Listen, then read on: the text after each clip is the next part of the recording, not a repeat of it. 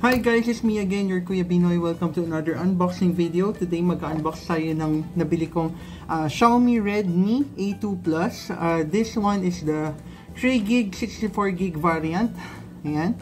Light green po yung color. So first things first, pakita po natin, sealed po yung unit. Ayan po. Sealed po siya. Nabili ko po to sa Xiaomi official store. Ang SRP niya that time, dahil ang SRP talaga is 3,999, tapos naka-sale siya ng 3,266, and then I got some voucher discount, so lumalabas parang nasa 2,000 plus na lang siya. So sobrang sulit na siguro to, no? Para sa presyo. So unbox natin, samahan niyo ako. So sugatan muna natin ng plastic.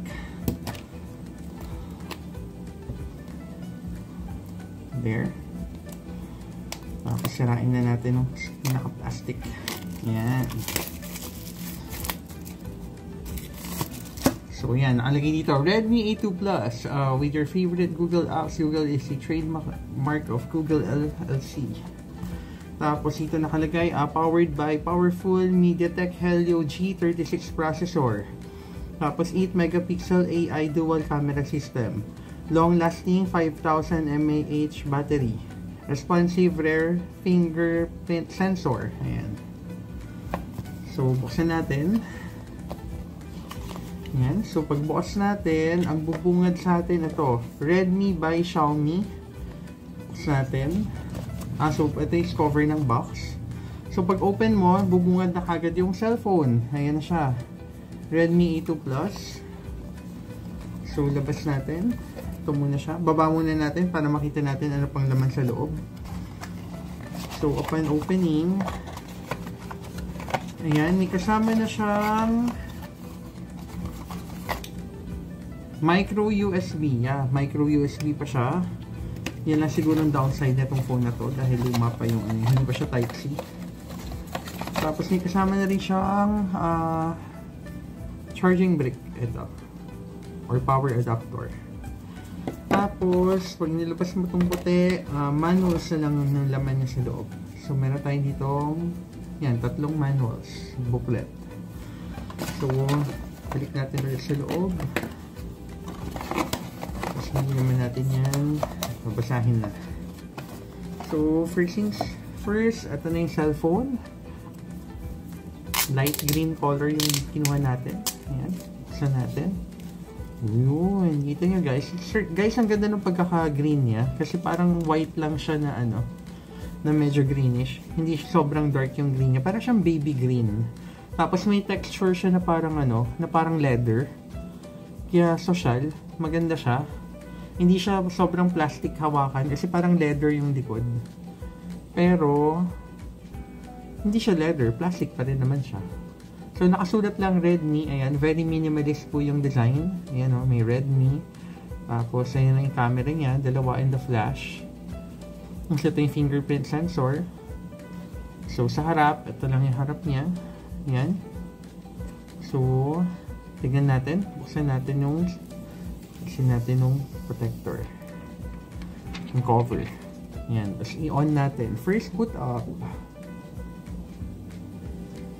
Hindi ko lang alam kung may charge, no? Ayun, tumunog na.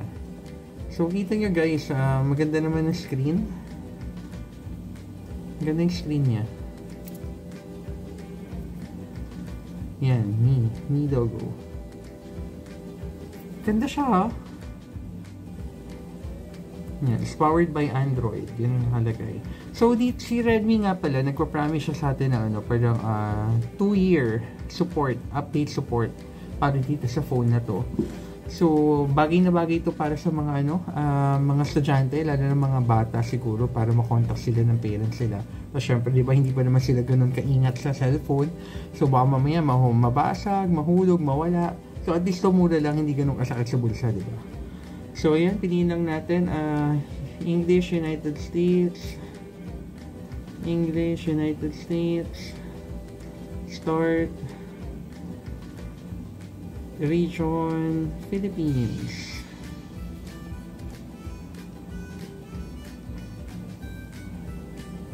Ayan, Philippines. Next. Terms and conditions, I agree. Connect to mobile network, skip muna. Hindi ko muna lalagyan ng SIM card.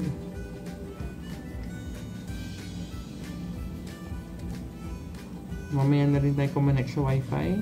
Setup offline, continue. Para makita lang natin ang loob. Google services, accept. Set a pin, skip. Mamaya na tayo mag-pin, skip. Getting your phone ready. Ito na. Mabilis siya ha. Basic settings, okay na yan. Skip. Getting ready. Mabilis siya guys. So guys, sulit na to. Pag nakita nyo naka-flash sale to sa Lazada or sa Shopee, bilhin nyo na. Huwag na kayong magpatumpik-tumpik. Oh, ayan oh, di ba? Napakabilis guys. Nag-open na siya agad. At ang ganda ng screen. Maliwanag siya, malinaw, hindi siya malabo. Kasi nakakita na ako ng mga low-end na phone. So yung low-end na phone kasi yung screen nila normally malabo. Ito sa kanya hindi. Maganda yung screen niya. Social. Uy, ang ganda ng camera oh. Guys, ang ganda ng camera niya. Ayan oh, tingnan nyo oh. Oh, diba? So bagay na bagay siguro to gamitin sa ano, sa pagla-live selling, sa pagla-live sa TikTok, o diba? Or paggawa ng mga vlogs. Kita nyo naman yung camera oh, ang ganda oh. O diba? So lagyan natin ng portrait mode. Ayan, kita nyo live, magpo-portrait mode tayo. Diba ang ganda? Oh. Ang ganda niya. Guys, ang ganda. Sulit, bilhin na kayo oh. Ganda siya.